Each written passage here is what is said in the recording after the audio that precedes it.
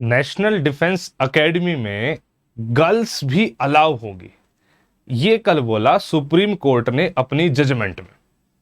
तो इससे एक जो सबसे कॉमन क्वेश्चन उठ के आया वो ये आया कि सर अब कंपटीशन का लेवल क्या रहेगा। अब बॉयज और गर्ल्स दोनों जब पार्टिसिपेट करेंगी तो कहीं ना कहीं क्या मैं ये मान लूं कि जो 6 लाख बच्चा पार्टिसिपेट करता था वो 11-12 लाख हो जाएगा। दूसरा, जब ये इतना हो जाएगा तो सर फिर कट ऑफ पे क्या फर्क पड़ेगा। भाई कट ऑफ भी तो बढ़नी चाहिए जब कंपटीशन बढ़ रहा है। तो सर सीट्स पे क्या फर्क पड़ेगा। ये ओवरऑल गर्ल्स की एंट्री से पूरी जो आपका एनडी का एग्जाम अभी तक होता आ रहा था उस पे क्या फर्क पड़ने वाला है, इस वीडियो में उस चीज को हम डिटेल में डिस्कस करेंगे।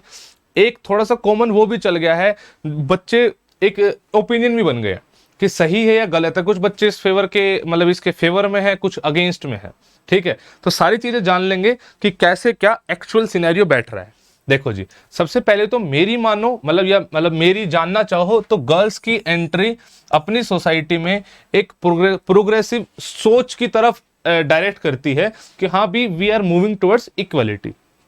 लेकिन साथ साथ मैं यहां पे ये भी मेंशन करना चाहूंगा कि जो आवाज उठाई गई है कल कि एमएनएस जो कि मिलिट्री नर्सिंग सर्विसेज है जो सिर्फ और सिर्फ गर्ल्स के लिए ओपन है, उसको भी कर देना चाहिए बॉयज के लिए open, because that is a very good job. एक अच्छी रेप्यूटेड जॉब है, बढ़िया ऑफिसर लेवल टाइप की ही एंट्री। बिल्कुल ये नहीं कहूंगा ऑफिसर एंट्री, थोड़ा सा मतलब उस टाइप की एंट्री है और अच्छी है।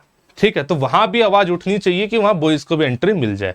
लेकिन overall this is a welcoming step, मतलब वी शुड अप्रिशिएट दिस। पहली चीज तो ये, because it is a gentleman quality. आप ऐसा मत सोचो कि कंपटीशन बढ़ रहा है, बिकॉज सच पूछो तो कंपटीशन वगैरह उतना नहीं बढ़ रहा है। आप समझने की कोशिश करो कि सिस्टम कैसे होता है।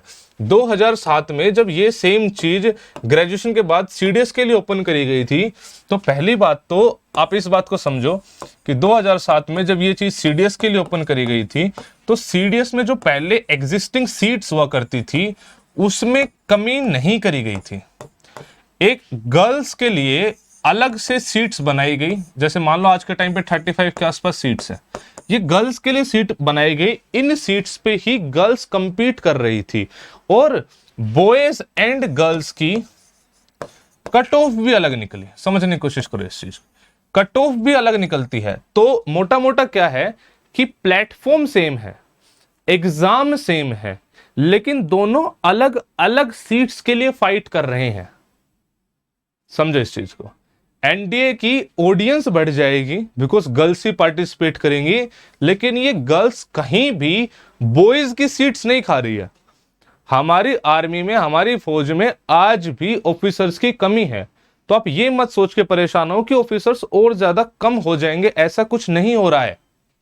कंपटीशन के लेवल पे आपका एग्जाम का लेवल थोड़ा सा बढ़ सकता है, क्योंकि भाई साहब अब नंबर ऑफ जो एस्पायरेंट्स है वो बढ़ गए हैं। एग्जाम का लेवल हल्का फुल्का बढ़ सकता है, थोड़ी अवेयरनेस बढ़ सकती है, लेकिन गर्ल्स कहीं भी बॉयज की सीट नहीं खा रही है। तो वो वाला कंपटीशन वाला मामला मुझे तो कहीं नहीं दिख रहा है कि बॉयज का कंपटीशन बढ़ा के गर्ल्स उनकी सीट ले जाएंगी, ऐसा मुझे कहीं भी नहीं दिख रहा है। आप इसको ऐसे मानो कि वो आ रही है कंधे से कंधा मिला के चलने के लिए, आपसे लड़ने के लिए नहीं आ रही है वो। इस चीज को समझो सबसे पहली चीज तो। ठीक है, अलग ही सब कुछ सिस्टम है, जैसे सीडीएस में अलग से निकलती है वैसे ही यहां भी अलग से होगा और सारा सिस्टम अलग चलेगा। आपको घबराने की जरूरत नहीं है बिल्कुल भी।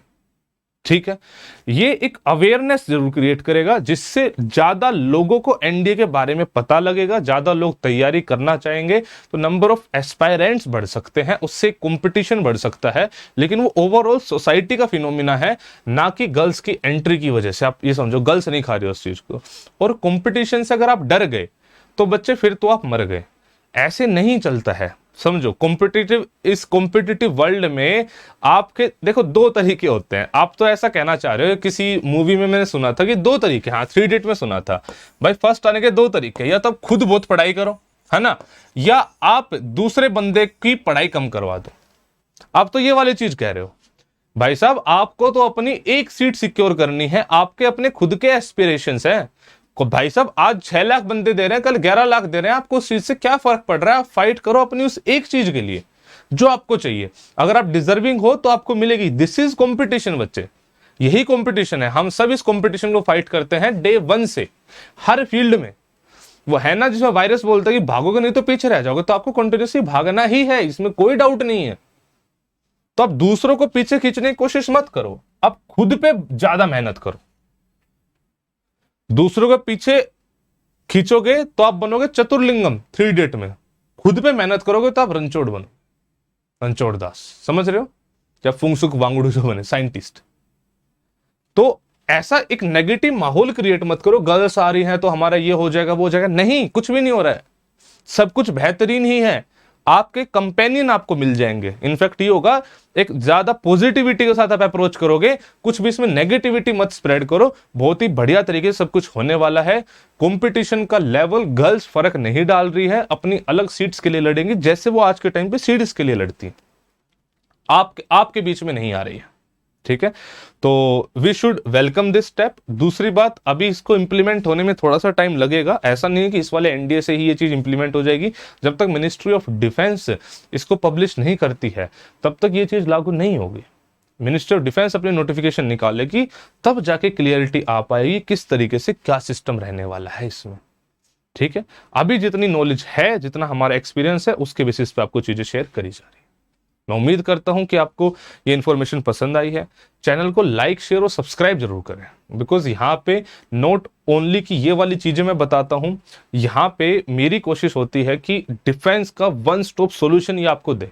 कुछ भी आपको जानना हो, स्पेसिफिकली एनडीए के बारे में कुछ भी आपको जानना हो, सब कुछ यहाँ पे मिलेगा आपको। प्लेलिस्ट इतनी सारी बनी हुई है, आप जाओ देखो, कितना कुछ नहीं दे दिया मैंने, कितना कुछ नहीं दे दिया, जाओ और देखो, ठीक है? जल्दी मिलते हैं नेक्स्ट वीडियो में। सब्सक्राइब कर लेना ताकि आपके पास नोटिफिकेशन आ जाए। तब तक के लिए जय हिंद।